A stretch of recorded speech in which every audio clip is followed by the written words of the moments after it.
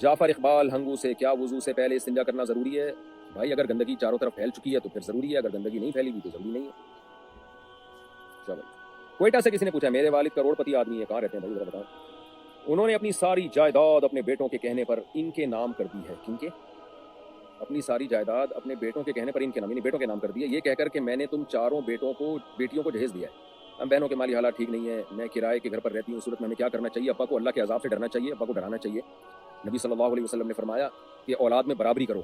نعمان بن بشیر رضی اللہ عنہ کی حدیث ہے کہ وہ آئے نبی صلی اللہ علیہ وسلم کے پاس کہ میرے غلام میں اپنے بیٹے کو غلام گفٹ دینا چاہ رہا ہوں، آپ گواہ بن جائیں۔ آپ نے فرمایا دوسرے کو بھی دیا ہے؟ فرمایا نہیں۔ فرمایا میں ظلم کا گواہ نہیں بنتا۔ تو زندگی میں تو ویسے بھی بیٹے بیٹیوں دونوں میں برابری ضروری ہے، بیٹی کا آدھا ہوتا بھی نہیں ہے زندگی میں دینا ہو تو سب میں۔ تو ابا کو چاہیے اللہ سے ڈریں اور یہ سارے جائیدادیں بچوں کے نام بیٹوں کے نام نہ کریں، بیٹیوں کو بھی اس میں دیں۔ میں اتنا ہی سمجھا سکتا ہوں اور میں کیا کر سکتا ہوں۔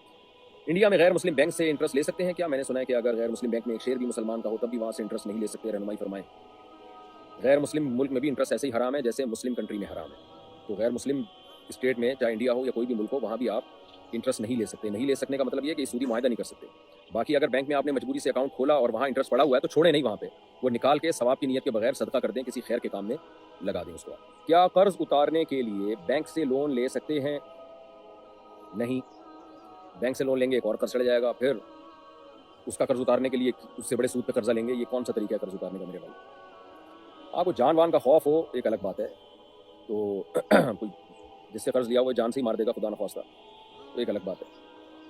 نوشاد علی انڈیا سے، کھیت کو کرائے پر دینا کیسا ہے اور اسے کرائے پر دینے کا کیا طریقہ ہے؟ جائز ہے جی کھیت کو کرائے پر دینا، زمین دے دیں آپ کرائے پر، یہی طریقہ ہے۔ اور مزارت پہ بھی دے سکتے ہیں کہ آپ نے کیا کیا کہ کسی کو کھیت دیا آپ نے اور بولا کہ بھائی اس میں کھیتی باڑی کرو، بیج میرا ہوگا، جو زمین کا مالک ہے بیج اس کا ہوگا، اور کھاد واد یہ سب چیزیں مالک کی ہوں گی، اور کسان محنت کرے گا، اور محنت کے بعد یہ طے کر لیں کہ بھائی جو پیداوار ہوگی اس میں اتنے % تمہارا، اتنے % میرا، اس طرح سے ہی ہوگا جائز۔ معین صاحب انڈیا سے، ایک لڑکے نے ایک ہی بار میں 3 طلاق دے دی اور کچھ دیر بعد کہتا ہے کہ میں نے غصے میں کہہ دیا تھا، تو کیا طلاق ہو جائے گی کہ نہیں؟ غصے میں ہی طلاق دی جاتی ہے میرے بھائی، ہو گئی یہ 3 طلاقیں۔ مودودی صاحب کی تفسیر کیا لکھا ہوا ہے؟ سالگرہ کا کیک بنا کر بیچنا کیسا ہے؟ کیک بنا کر بیچنا جائز ہے، مگر یہ سالگرہ انتہائی فضول رسم ہے، اس کے کوئی سر پاؤں نہیں ہے، اس پہ میں کئی بار بیان کر چکا ہوں۔ آپ سالگرہ کے بارے میں سرچ کریں یوٹیوب پہ، مفتی طارق مسعود لکھے تو وہ اس پر میرا لیکچر آ جائے گا، 5-10 منٹ کا کلپ آ جائے گا۔ اگر زانی بچہ جنت میں نہیں جائے گا تو اس کی کیا سزا ہوگی؟ زانی بچہ کیا مطلب؟ زانی تو زنا تو بڑے لوگ کرتے ہیں، میرا خیال ہے ان کا مقصد یہ ہے کہ جو بچہ زنا سے پیدا ہوا ہے، تو جو بچہ زنا سے پیدا ہوا ہے اس کا تو چونکہ قصور نہیں ہے نا، قصور تو اس کے باپ اور ماں کا ہے، اس لیے اس بچے کو جہنم نہیں ملے گی، تو بچے کے اعمال اگر درست ہیں تو وہ جنت نہیں جائے گا۔ اور اگر مراد آپ کی یہ ہے کہ زنا کرنے والا جنت میں نہیں جائے گا تو زنا کی سزا بہت سخت ہے۔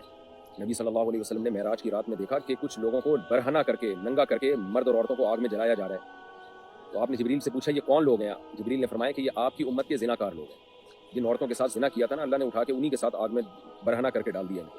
اللہ ہم سب کو اس عذاب سے بچائے۔